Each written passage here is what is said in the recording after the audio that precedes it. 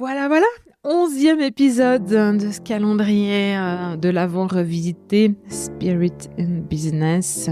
Hier, on a parlé de l'intuition dans la com et aujourd'hui, on va aller explorer les croyances. Alors, pas tellement les croyances sur c'est quoi la com et comment on doit communiquer ou pratiquer son marketing, mais plutôt ce qui nous limite et de manière à pouvoir mettre le doigt dessus, les libérer pour s'ouvrir à des nouvelles manières de faire, parce qu'on entre, comme vous le savez certainement, dans une ère qui est très marquée par le chiffre 9, 2025. 2, 2, 5, ça fait 9.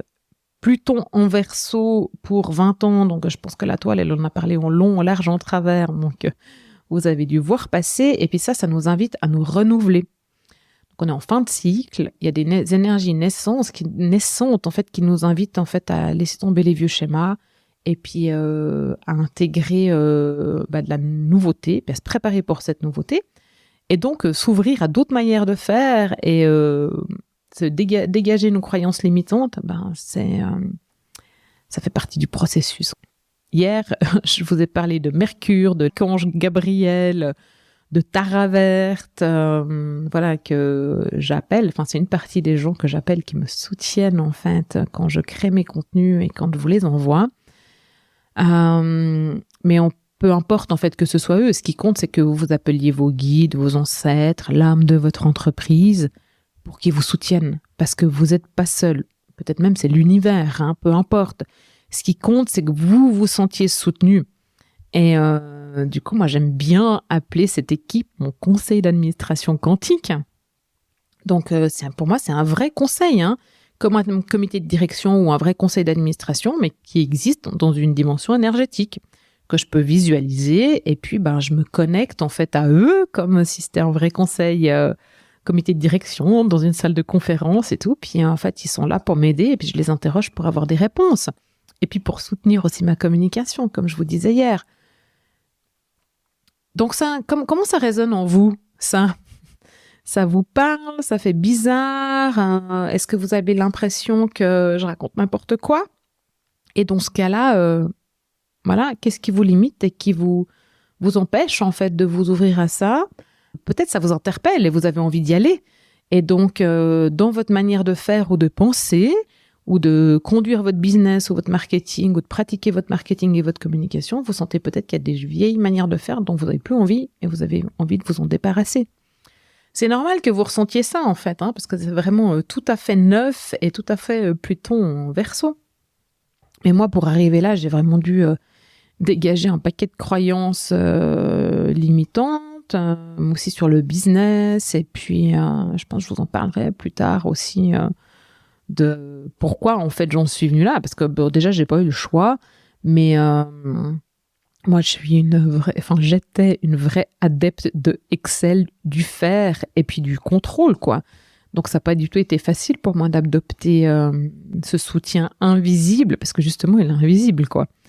Et j'ai appris que pour avancer, je dois libérer ce qui me bloquait. Donc j'ai dégagé des schémas transgénérationnels, comment on m'avait appris à pratiquer le marketing, aussi à me dégager des exigences, des attentes sur le résultat, même si j'en ai encore des fois. C'est des habitudes, ou bien peut-être même de mémoire karmique, des choses qui sont des limitations qui sont conscientes ou inconscientes, et puis qui demander à certains moments de mon parcours d'être dépassées. Voilà, donc ça c'était vraiment une partie un peu plus profonde en fait, même qui est rapide, parce que ma foi les épisodes ils sont courts, mais je vous invite vraiment à vous faire accompagner si vous avez besoin, parce que c'est pas facile tout seul, et ça dépend du temps en fait, et de l'espace-temps et de la disponibilité mentale, si votre mental il est ok de perdre le contrôle pour pouvoir faire ça de votre côté, et puis de votre charge de travail, quoi. Donc il faut libérer des espaces, ça c'est certain, pour accueillir ces nouvelles pratiques et modes de fonctionnement. Et puis surtout, en fait, il faut que vous sentiez appelé. Ce renouvellement, cette ouverture, c'est une invitation à s'amuser avec de nouvelles façons de penser, de créer. Moi, j'adore ça. J'adore chercher comment faire autrement. Et puis surtout, on a chacun sa manière de faire. Donc moi, j'ai un conseil d'administration quantique. On peut créer le vôtre si vous voulez, Mais vous avez peut-être d'autres pratiques en fait qui sont utiles pour vous et peut-être marcher dans la nature, ça suffit en fait. Donc à vous de voir, à vous de voir.